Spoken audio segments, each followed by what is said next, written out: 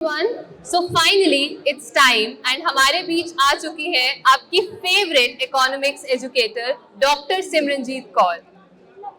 Hi ma'am. Hello ma'am. So finally हम आपकी इस बुक का न्यू एडिशन लॉन्च करने के लिए यहाँ पे रेडी है जी। सो इस बुक में ऐसा क्या यूनिक है? जैसे आपकी बुक्स पहले भी चलती आ रही है, so what is so unique and new about this book? जी एक्चुअली इस बुक में यूनिक ये है कि अगर हम यूजीसी नेट इकोनॉमिक्स की बात करें या किसी भी स्टेट के सेट असिस्टेंट प्रोफेसर इकोनॉमिक्स के एग्जाम की तैयारी करें तो उसका सिलेबस तो सेम रहता है, but pattern time to time बदलता रहता है। यानी कि क्वेश्चंस का लेवल बदलता रहता है टाइम टू टाइम। नए टॉपिक्स वो प्रीवियस ईयर क्वेश्चंस को अगर एनालिसिस करें तो ऐड ऑन करते रहते हैं, है ना। सिलेबस में नहीं है अपडेशन, बट एग्जाम के पैटर्न में, ट्रेंड एनालिसिस में आप देखेंगे तो अपडेशंस है।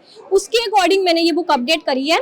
टॉपिक्स की रेलिवेंसी के अकॉर्डिंग, आपके एग्जाम की रेलिवेंसी के अकॉर्डिंग इसमें चीजें ऐड करी गई हैं जो कि बिल्कुल आपको एग्जाम के लिए क्या पढ़ना है, what truly matters for the exam, उसमें हेल्प करेगी।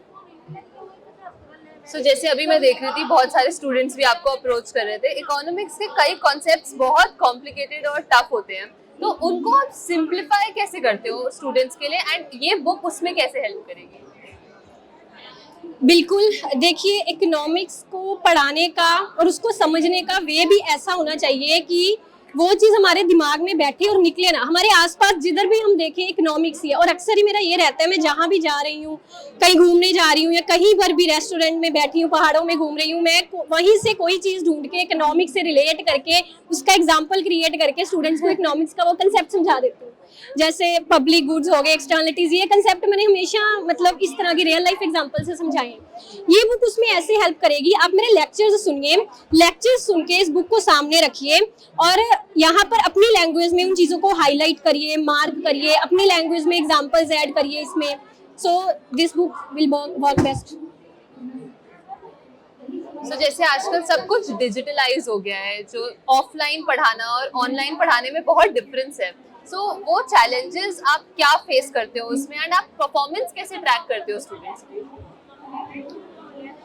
बिल्कुल, ऑनलाइन पढ़ाना एक अपने आप में बहुत चैलेंजिंग है, बिकॉज ऑनलाइन में हम तभी टिक पाएंगे, तभी अपना पहचान बना पाएंगे अगर हम बहुत अच्छा पढ़ा रहे हैं।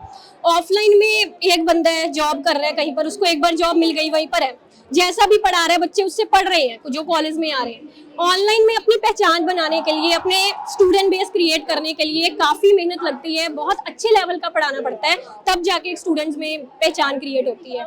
और परफॉर्मेंस की बात रही तो मैं हमेशा परफॉर्मेंस ट्रैक करने के लिए जो हमारी लाइव क्लासेस चलती हैं वहाँ पे क्या करते हैं, स्टूडेंट्स कमेंट्स करते हैं, इंटरेक्ट करते हैं, वहीं से उनका परफॉर्मेंस एनालिसिस करती हूँ। उनके क्वेश्चन से, जो क्वेश्चन का लेवल वो बच्चा पूछ रहा है उससे पता चलता है कि इस बच्चे का तैयारी कैसी है और कैसा अभी तक इसका प्रिपरेशन है। सो जैसे बच्चे एग्जाम्स के लिए प्रिपेयर करते हैं, अलग अलग स्ट्रैटेजीज अप्लाई करते हैं, तो आपके हिसाब से वो कौन सी एक स्ट्रैटेजी है जो हर बच्चे को फॉलो करनी चाहिए? एक बेस्ट स्ट्रैटेजी जो हर स्टूडेंट को, वो किसी भी कॉम्पिटिटिव एग्जाम के लिए तैयारी कर रहा है ना, उसको फॉलो करनी चाहिए।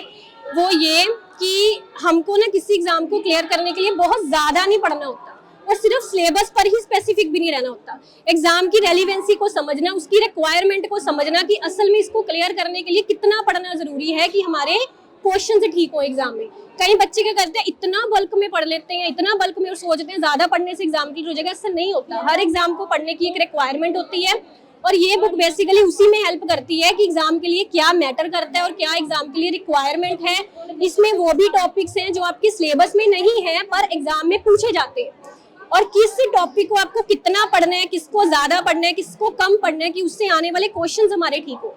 सो दैट एक्चुअली यही एक स्ट्रैटेजी है किसी भी एग्जाम को क्लियर करने की। And this book will work best if you combine it with the lectures. आप लेक्चर सुनेंगे, साथ में ये बुक सामने रखेंगे, इस पर हाईलाइट करेंगे, चीजें मार्क करेंगे, एंड ये कंप्लीट आपका एक स्टडी पैकेज बनेगा आपका एकेडमिक जर्नी में, आपका कंपेनियन। सो एक लास्ट मैसेज हमारे बिगिनर्स के लिए जो अभी स्टार्ट कर रहे हैं और जो डरते हैं इन कॉम्पिटिटिव एग्जाम्स और सब चीज़ों में घुसने के लिए, उनके लिए आपका एक क्या मैसेज है? बिगिनर्स जो हैं वो गलती ही यही करते हैं, उनका एक मिस्टेक ही ये रहता है कि वो ना सिर्फ सिलेबस पर फोकस करते हैं। मैं एक एग्जांपल के तौर पर, जो यहाँ पे इकोनॉमिक्स के स्टूडेंट्स हैं वो इस चीज़ को समझ पाएंगे।